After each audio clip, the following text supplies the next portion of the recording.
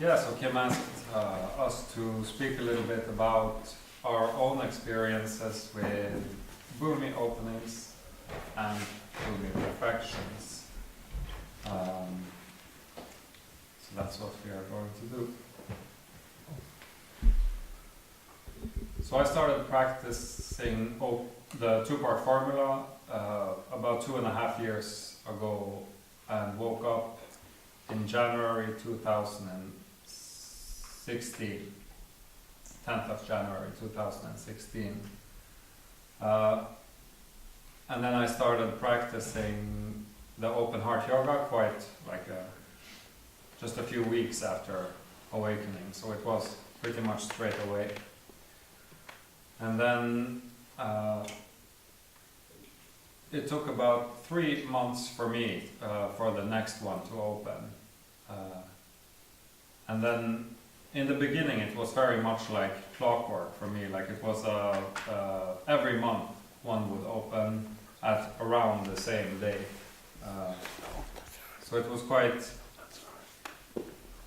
well, it was like easy for me to see how the cycle, like how a cycle would go, because I can speak a little bit first about how one cycle is, and then talk about how it was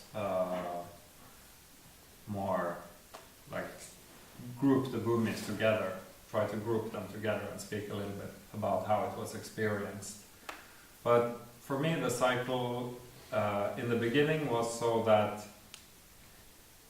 of course, when a Bhumi opens, there is clarity, very nice to sit, not many problems in the world. But then for me it was quite a short period of time with this initial clarity, like 2 or 3 days. And then things would start bubbling back slowly. And at one point, about midway into the cycle, which in the beginning for me was about, like, it took 2 weeks from a Bhumi opening to a particular energetic event. It could be like a different, like a very deep meditation or something that would trigger it. And then it would feel like the Bhumi became bigger, so to speak. Like there was an opening within the Bhumi that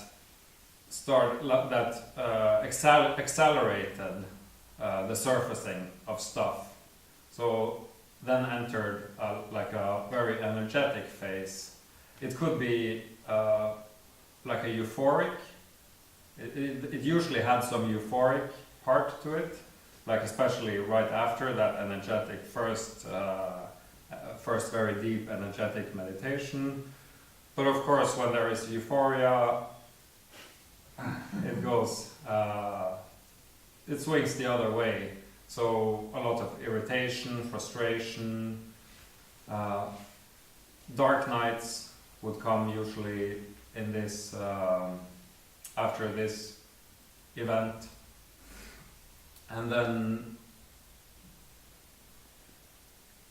well, it wouldn't be continuously a dark night, but it would be like an energetic phase with that led to a dark night, and then at one point it would release again, and it would be fine, and another Bhumi would have opened. And so this was very like, as I said, it was like clockwork in the beginning, almost like 1 month in between each.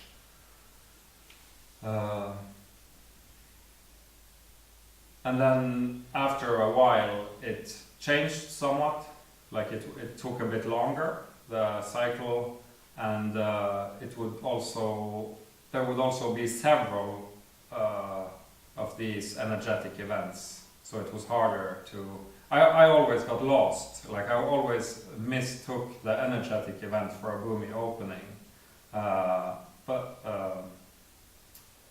then there would be several more of them as I progressed through the Bhumis before this clarity comes and you're like, oh, that's the Bhumi opening, not all this fancy stuff, all these fancy things. So yeah, the first Bhumis for me, the things that surfaced was very gross emotions. A lot of anger, especially the first, second, or particularly second, third. I could have like many weeks being really pissed off or like really on the, how do you say, like On the edge. on the edge, ready to unleash if there was a trigger. Then that would eventually, at around 4 or 5th, would be replaced by, like, I'm not saying that it stopped being anger. Like it wasn't like anger came and then suddenly went away and was replaced. I'm just speaking about the main thing that I experienced. And for the 4th and the 5th Bhumi, it was like this really deep existential fear. Like I had panic attacks that would last anything from a week to, like, not like a completely set out with fear, but it would last like this kind of anxiety period for about a week or a weekend. Particularly around the 4th, there was a month where I had several episodes of I could sit around the table like with family, and then suddenly, this thing is here again, like this fear, and it had nothing to do with anything. Like there wasn't any. I couldn't put my finger on a trigger. It wasn't anything anybody said. It was just this change in the kind of atmosphere in my mind. And I also, with anxiety, it's like you start thinking that everybody can see it. But I know that people didn't actually notice it, because I talked to some people after, like later, and they didn't notice. But I was really like ready to get out of there any moment. And then,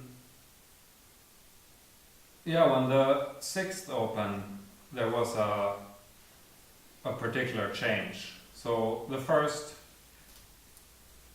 Bhumi to the 6th Bhumi, I grouped together, because it was like it had a particular feel to it.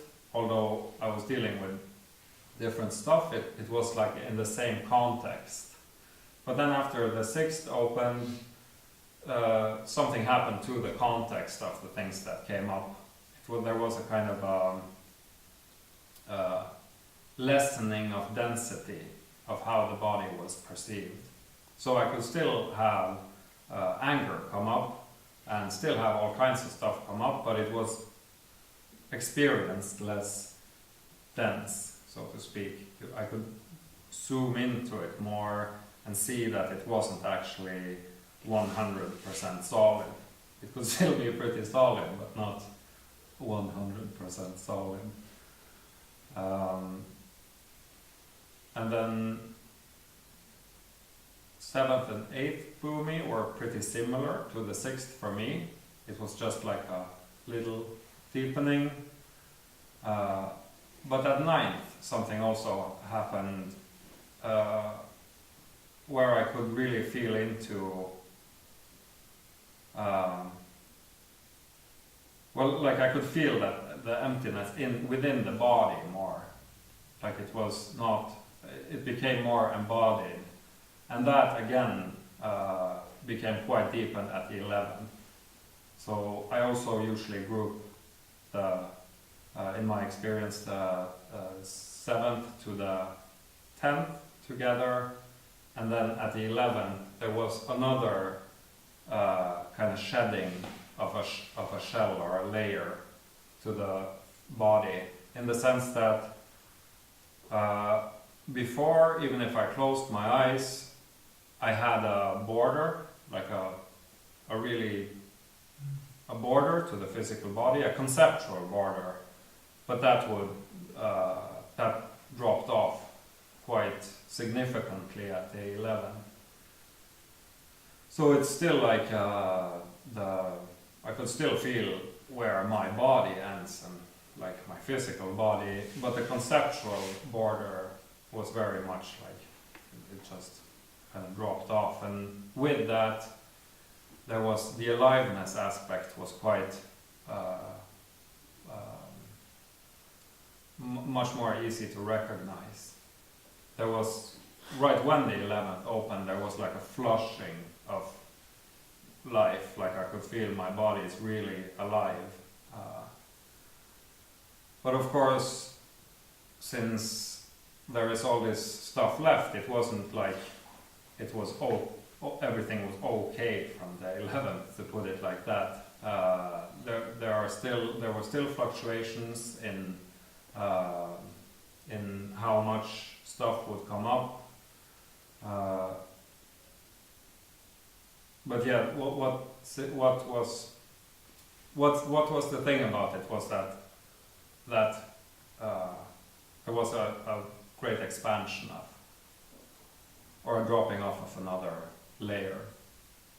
And the 12th and the 13th were pretty much like similar, only it got deeper into that aliveness aspect. And then, so that was about a year for me, from the 1st to the 13th. The 13th Bhumi opened during, we had a 12-hour chant on New Year's Eve of 2016 / well, we were finished before 2017, but it opened last day of 2016. And then I had no idea at that point what was going, like if it was going to continue with this regular cycle or what was going to happen. But it did for me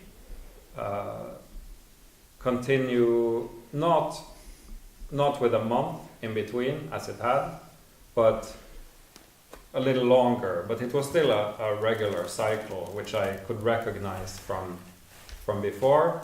But what happened was, when the first Bhumi was perfected, was that it was like this clarity and this, the clarity was really integrated much more. Like I remember I was sitting then and having this thought that I really could now understand how Buddhahood would be the end of all suffering. And it might seem a little bit weird after having opened the 11th, 12th and 13th that was the first point, but for me awareness was recognized, but it wasn't but it really became integrated in this physical body when the Bhumi started perfecting. And then for me it has been like I have had several, I lost the count, it was very easy for me to count the first ones, but then I sort of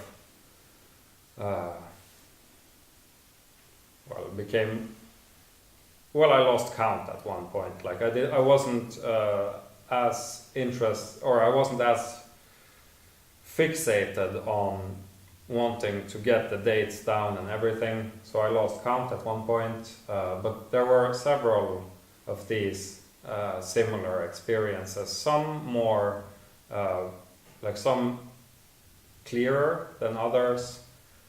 For example, like last December there was a period of about a week where everything was completely fine and just alive, like looking at things around me. They also had this aliveness aspect to them.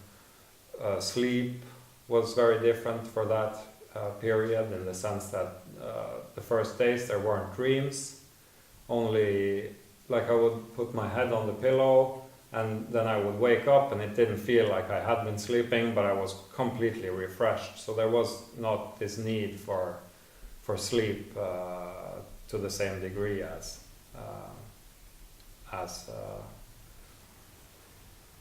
normally, to put it like that.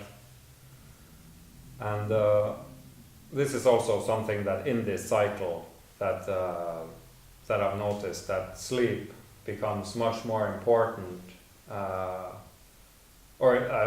more important, but there is a much greater need of sleep during these very energetic periods and the dark nights. Like for me, sometimes it's really hard to get out of bed during those periods, but after a Bhumi opening, it's fine. Like 4 hours of sleep, it doesn't matter. It's just, it feels like you don't have to go through that phase of waking up in the morning, because it's already awake. Awakeness is already there without all those layers.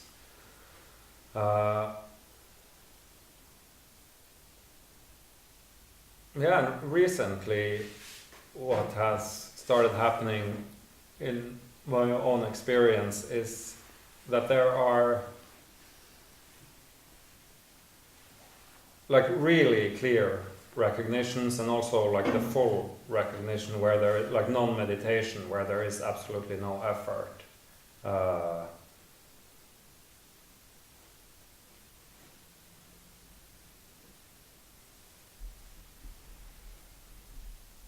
Yeah, no effort whatsoever. Just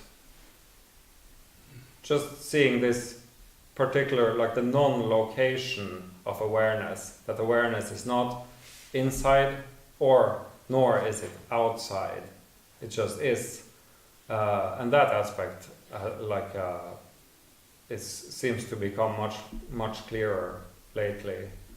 I'm not sure where I am at the moment. Like I have an idea. I might be completely off, but I think that I am working on perfecting the 2 or 3 upper, like it would be the 8th, 9th, and 10th Bhumi, or the 9th and the 10th, because it's getting quite clear, and experiencing these moments of effortlessness, which are like before awakening, I had some of them like just momentary, just falling away of all identity, but it's speeding up like on a weekly basis, it seems.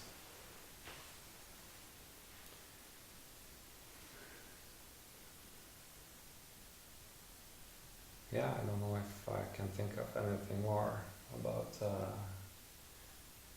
Yeah, well, you can share your experiences. Yeah, I guess there's a lot of similarity in what I've experienced to what Karl has experienced also. I also, well, I woke up January, I think it was January the 31st, 2017, that was the day when I finally had my first Ken show. Prior to that, I'd been practicing for about 18 years, so about 14 years with Loka and 4 with Tri Rama. So it took a while. But since then, yeah, it's very like what Karl has been saying. There's been this cycling going on. Now, I think it's been a little smoother for me, because of just all those years of practice. So I haven't really experienced any really heavy dark nights, and I haven't experienced any euphoria. It's been pretty, pretty smooth. Some of the Bhumis have opened quicker than others. I think the second Bhumi took about 2 weeks, and when it opened, I was in front of my computer at work, and just like it was like a pop went off in my head, and I thought at the time, well, maybe that's a Bhumi, because it was just a sudden shift in clarity. I was kind of caught up with something, and it just, gnawing away at something, and just suddenly, bam, it just cleared without any forewarning, and it, you know, it was a permanent shift in clarity, and that's how I've experienced all the Bhumi shifts. You know, each time it happens, it's just, it just a sudden, unexpected shift in clarity, and an opening of the heart, a softening of the body, you know, a lot of joy and gratitude, really, and shedding of karmic sort of knots, really, is how I've experienced them. And yeah, for me, you know, it's some of the Bhumis were faster. I think the fourth one took the longest. It was like, yeah, I think it was like 6 weeks on that one, and then, you know, a couple of them took maybe just 10 days, you know. There was 1 month where I think I did, you know, from the start to the end of the month, it was I had 3 Bhumi openings. That was around the 7th, 8th and 9th, I think. Yeah, it's the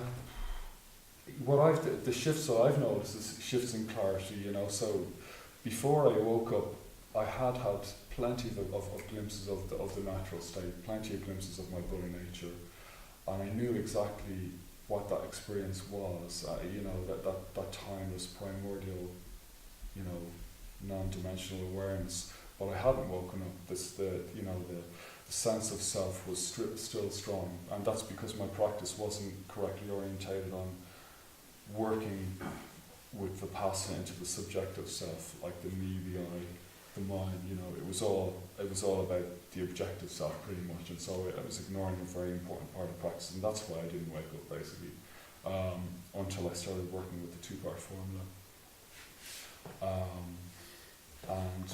But each Bhumi opening has been like this sudden shift in clarity, and the lower Bhumis for me, you know, it was more about just this emotional freeing up of tension in the body,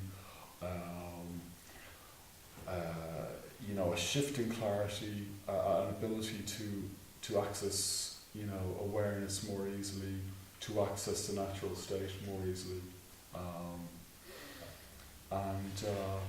But yeah, and the first 6 were more to do with the body, more to do with dealing with the objective self, dealing with these things, the bubbles that come from the subconscious, thought and emotion, and how I would sort of identify with them in a sticky way. So, you know, a negative thought would come up, and then be this identification, and it would hold on to it, that particular event, if you like. After the 6th was opened, that changed, and there was a lot less stickiness in the body. You know, thoughts or emotions would arise, and yeah, they would just kind of float by. There would be a noticeably less. There would be noticeably less grasping on these discrete events, if you like, arising in the body. And yeah, after the 6th opened, the practice, even though I was still doing Tibetan Heart Yoga every day, the actual, what I was working with in the practice was not so much these discrete objects coming from the body, but more this sort of sense of a dull, sticky, heavy, lethargic sort of mist, if you like, that in my body mind, you know, nothing that you could pin down and go, what, you know, that you could identify as a specific object, like, oh, there's a negative thought, or there's a negative emotion, or, you know, it was much less, you know, discrete and identifiable. So it was, but instead it was just this heavy kind of, you know, lethargy essentially. In other words, substrate consciousness. So that became the terrain of the practice. After the 6th opened, it was much more about just working through this sticky jam, if you like. So part of that, John, should I Yeah.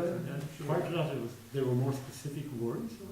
It was just that, you know, you'd be sitting in awareness and a thought would come up, and there would be, you know, say a negative emotion, you'd feel it in the body, and there would be identification, you know, a grasping onto that discrete emotion, like anger, but you know, it'd be an object.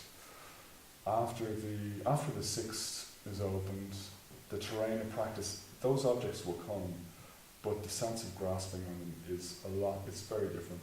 You know, sure, they're not completely neutral because you haven't purified those Bhumis, but the sense of grasping is different. So yeah, you're working, and that's why, you know, the Hatha Yoga and the Tantric practices were so valuable for that terrain of practice, because if I was just doing Vipassana practice into objects, I wouldn't have been able to shift this kind of heavy fog, if you like. Or subtle, heavy is the wrong word, it's subtle, but it's clearly identifiable. And for me, the higher Bhumis were, the shifts were more subtle, you know, like this, you know, the actual shifts in clarity and the openings, they were a lot less dramatic than the earlier Bhumis, you know. So it's as if Kim has mentioned, it's like a staircase, and the earlier steps are higher than the later steps, you know. So that's how I experienced it. And the main thing for me was though that after once I kind of hit the ninth Bhumi, I noticed that in Hatha Yoga, you know, the glimpses of my Buddha nature that I experienced weren't glimpses anymore. They started to stretch out. So you'd have a few seconds of proper Rigpa, and you know, maybe that started to occur around the 8th or 9th Bhumi. So it wasn't just glimpses; it was longer stretches, and then those stretches got longer and longer and longer and longer until around the 11th.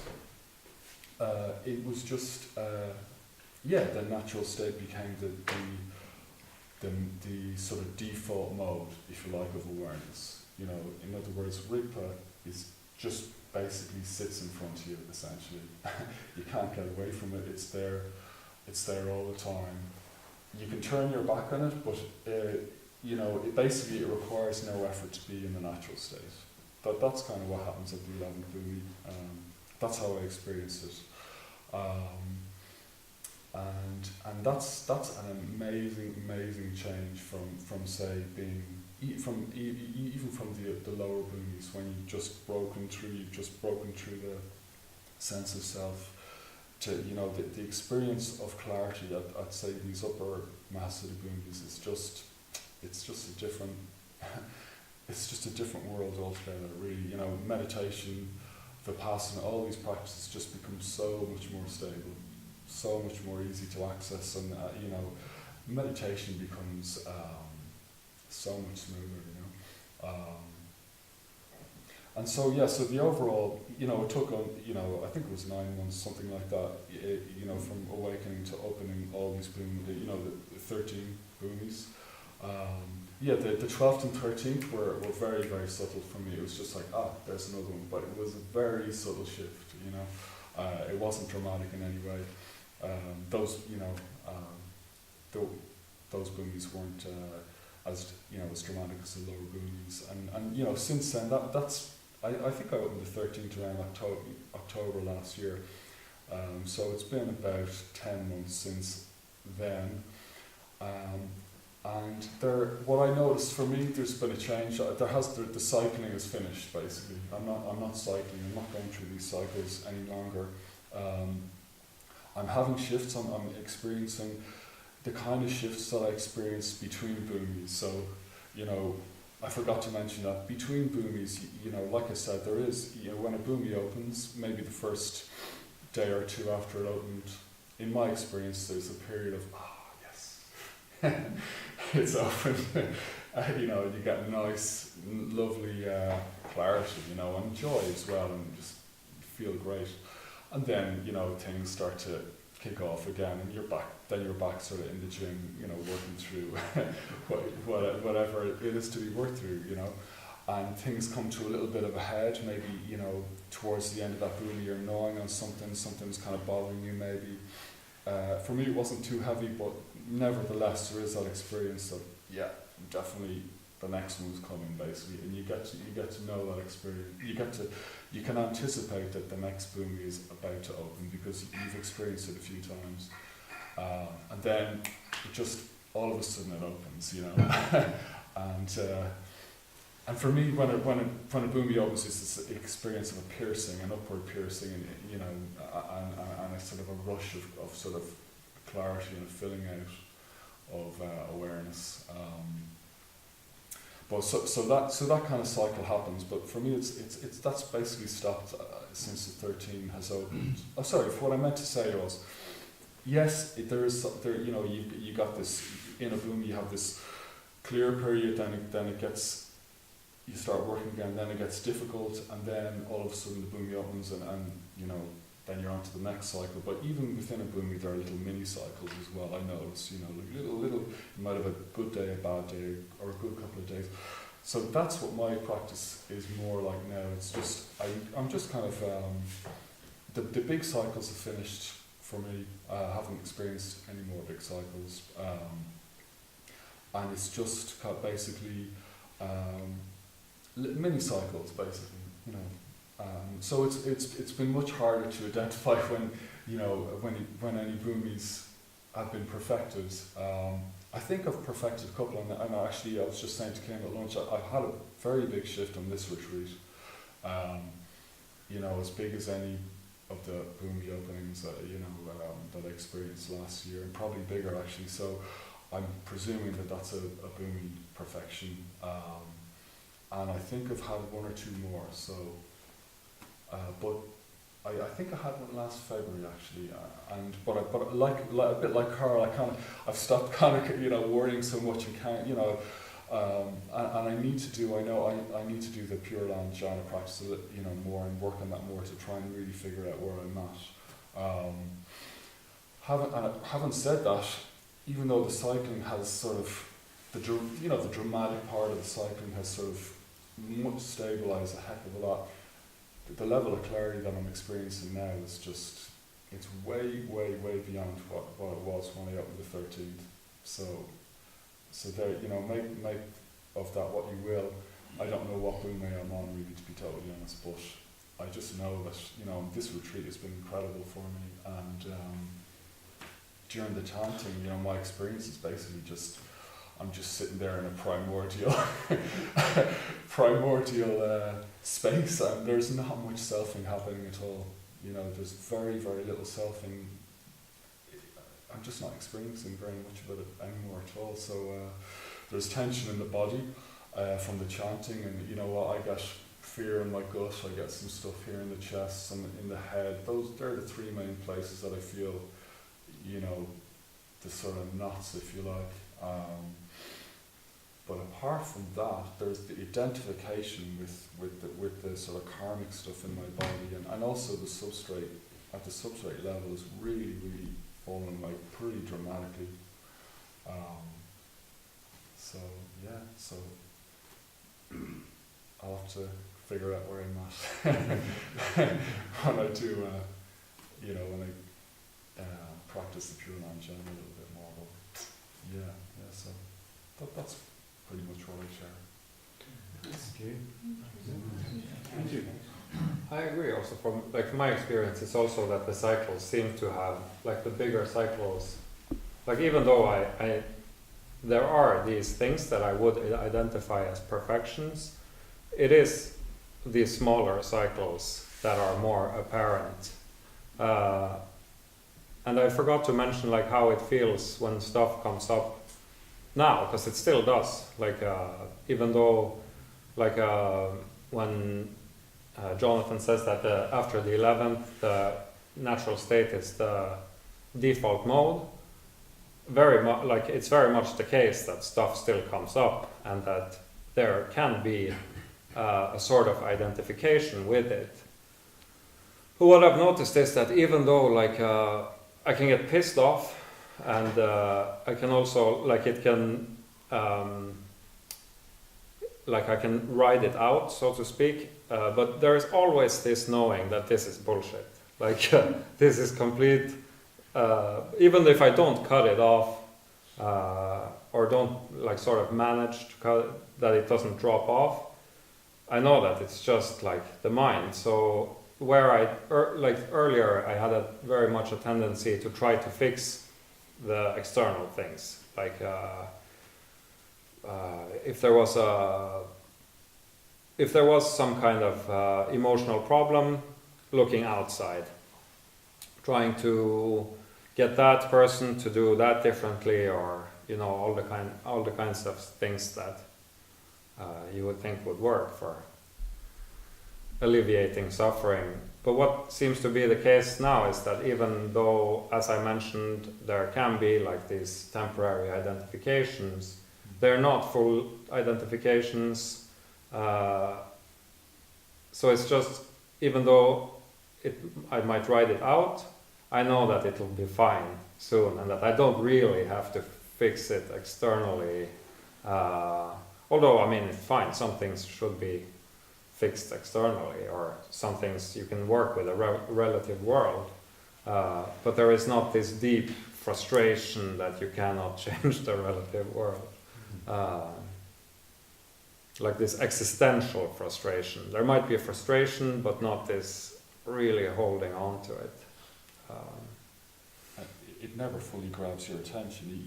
Even a particularly difficult thought or emotion, whereas before, say, awakening, or in the early, you would have been totally consumed. Yeah, nothing other than that. That's completely, it's that really changes, right? Yeah, that's also that's like that part of it is still not identified with it. Yeah. There is a part of it. So from the outside, it might seemingly be complete, like it might seem like there is full identification, but from how it's perceived from like my point of view in this case, it's there is still always this knowing that this can be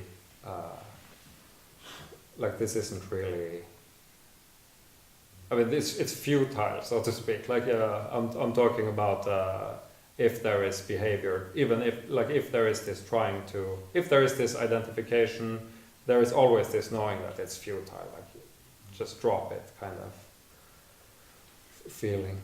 Yeah, like the knowingness is never lost, I would say. Yeah. Yeah. And the other thing I also wanted to say was that with this, like that the 11th Bhumi, when the natural state is the 11th, the natural state is the default mode, that sentence is that, about that, for me, how I experienced it is that it still can be polished. Like it still can be a partial, it's just that it's at the 11th it became more clear than not clear, to put it like that. Does that make any sense? Mm-hmm. And then it can still be polished, and it still can be recognized clearer from, like there is still work to do, to put it like that.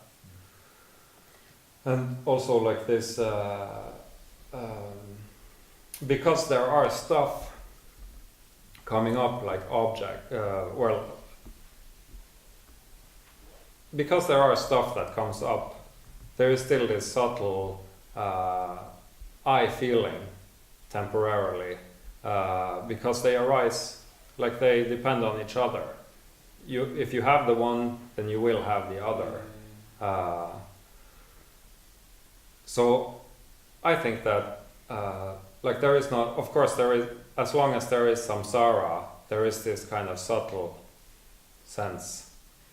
There is selfing basically going on, even though the natural state is the default mode, there is selfing happening, and well, we'll see what happens, but the idea is that will fall off when it stops, when things stop coming up, when it's perfectly clear.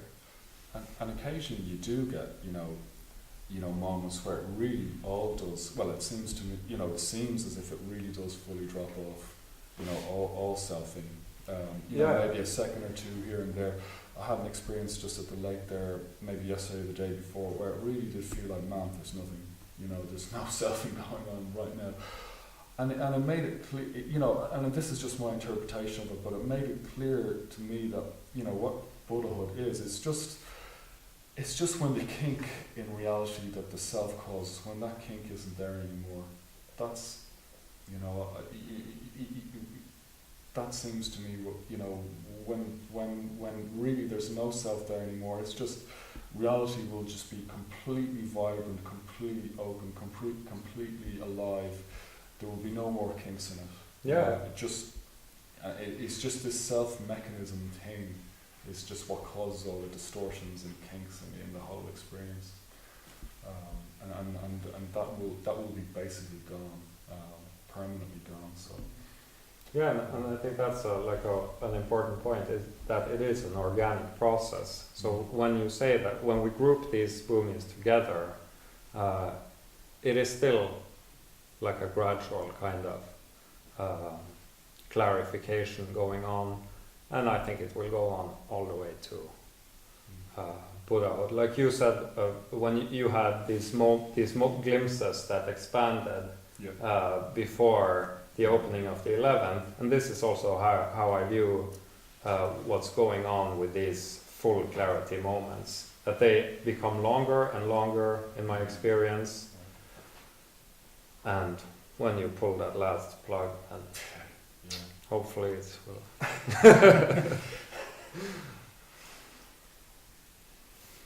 Wow. I have a question or a point. Last month in Dublin we had a dinner discussion about the role of service and action in relation to progress in this practice. And you both have thoughts about that. Would you share? Yeah, do you want to start? So I think I can start. So I know, like when I woke up, like I said, it was January 2017. But I still had a full-time job. I mean, I was working, 9 to 5, 9 to 6 probably each day, and other responsibilities. I was moving house. There was loads of stuff going on in my life, and yet I had a lot of Bhumi openings pretty fast, and I know why. I know one of the major reasons why that happened was because I was kind of in the background. I was working with Kim and Mike to make all of this, to basically to help with the transition from Dharma Mind to Open Heart, and that, so I was working for others. Basically, I was working on other people's behalf. I could have just said no way. I'm not buying. I'm not going down that. That's too much to take on. But I didn't do that. Instead I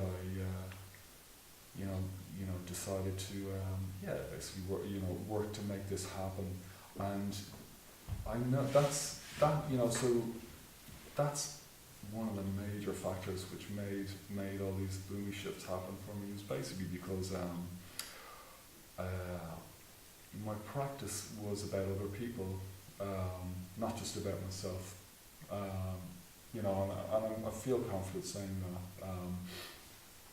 And so there was just a lightness to my practice, and it was exciting as well. People were getting awakened, my friends were getting awakened, people had been practicing it a long time, and all this really positive change was happening, and I was a part of it really. So even if I hadn't done much practice, I still think there would have been Bhumi shifts, because just the force behind that was very strong. That and still is. So so that, and I know that there's another girl, Helena, who said that she can have many Bhumi shifts for about a year until something changed in her practice, and she started, practicing for others, and then all of a sudden, boom, they just started to come one by one, regularly. So so the bodhicitta, that arose in her, really helped her, just, and it's something that, a local would have said a lot. When you practice for others, it just makes everything so much easier. The weight of the self is just so much easier. And like it's like what we've been doing on this retreat. You know, when we did that guided meditation, we visualized the three bodies, the body, the aura, and then the Dharmakaya. And when you wish others well, you know what happens is the Dharmakaya starts to basically penetrate the other two bodies and dissolve it essentially. So you're getting, you know, the samsaric part of your makeup is being basically penetrated by the Dharmakaya. Yeah, so just, you know, it's just that was my experience. Yeah, of you know. So I encourage other people, you know, if you feel, you know, to take on some service, because it really accelerates things, I would say. Yeah, no, it's my experience as well. That it definitely plays a major part in. My process. The openings were also quite fast. I already knew before finding Open Heart that I wanted to teach meditation. I just hadn't found the right meditation to teach. So it was like coming home to the practice, and I was really enthusiastic. And when Kim suggested that Monica and I would arrange a course in Tromsø, it was like perfect. And I think that, like, there is the aspect of that I put the effort into practicing, but I don't think there would be that rapid progression if there wasn't this breaking down of the boundaries of you and me that comes with trying to figure out how to help. What was the point I was going to make?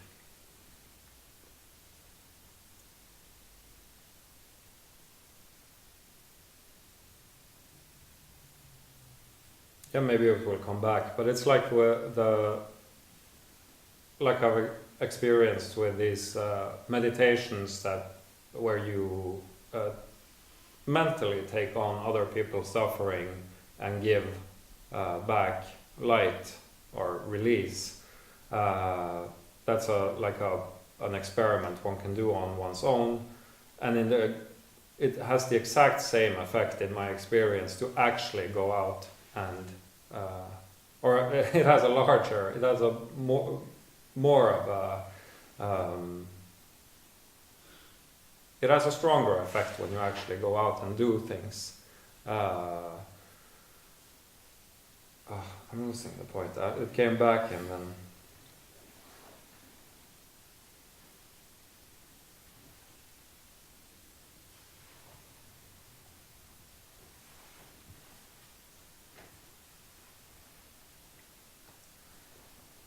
Do you have anything to say? So it probably will come back. Just in relation to like opening the boomies and perfecting them, do you have to open them all before you start perfecting? And would you be perfecting more than one at the same time? And is perfection an event the same way opening is? I can say what I think. I hope, and you can correct me if I'm wrong. But basically, you don't have to open all of them to start perfecting. But it is. Yeah, there are cases in Yeah. Open Heart Sangha where people have opened, perfected Bhumis before opening all the other Bhumis. Yeah.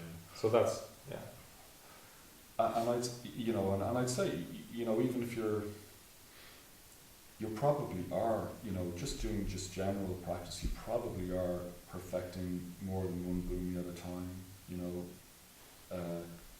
because I don't think it's necessarily just linear, but you won't get to fully perfect it until you actually are working on perfection of that specific Bhumi. But you could be perfecting a certain Bhumi and purifying some karma in higher Bhumis at the same time, I would say, but they're not going to get fully perfected. And the other thing is an event. Yeah, it is an event, I think, but I think it can be very, very subtle.